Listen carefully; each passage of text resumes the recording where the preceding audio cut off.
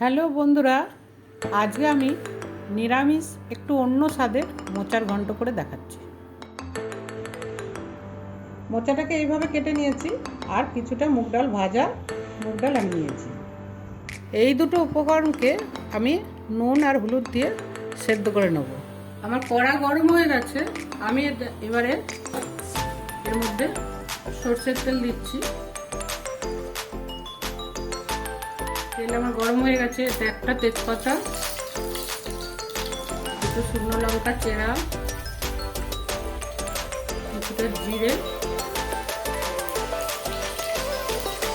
ফোড়নটা হয়ে যাচ্ছে, আমি দুটো চেরা লঙ্কা কাঁচা লঙ্কা দিয়ে দিলাম, কুচনো টমেটোটা দিয়ে ভেজে নেবো ভালো করে।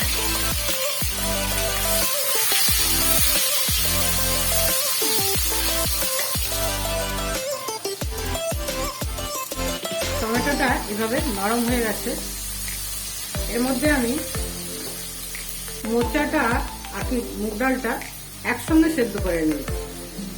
প্রেসারে একসঙ্গে সেদ্ধ করে নিয়েছি, নিয়ে আমি কড়ার মধ্যে দেব।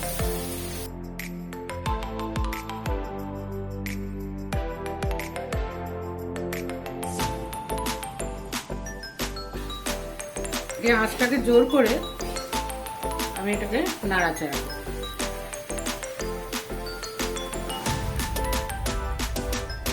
এর মধ্যে যে জল আছে সেই জলটা একদম শুকিয়ে নিতে হবে। নেড়ে চেড়ে মাঝে মাঝে একটু আমি 10 মিনিটের জন্য চাপা দিয়ে রাখবো। 10 মিনিট চাপা দিয়ে রাখবো। 10 মিনিট পর আমি ঢাকনাটা খুলে দেখবো কতটা তরকারিটা হয়েছে।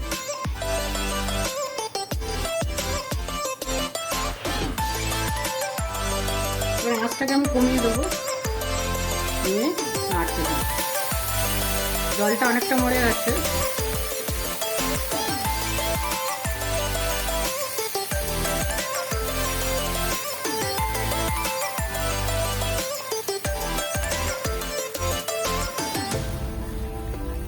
এবার এর মধ্যে আমি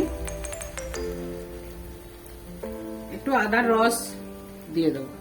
আগে থেকে কুচিয়ে রাখা কাজু বাদামের টুকরোগুলো ছড়িয়ে দেবো।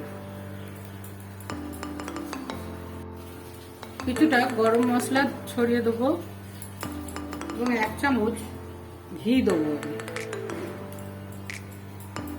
নিরামিষ রান্না একটু ঘি আর মিষ্টি হলে স্বাদটাই পাল্টে যায়। এবারে নেড়ে নেবো, নাড়তে থাকবো।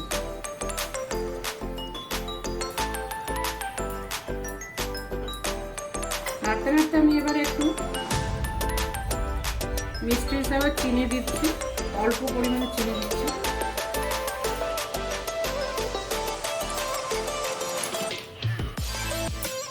পাঁচ মিনিট নেড়ে তুলে দেবো। তরকারিটা আমার হয়ে গেছে।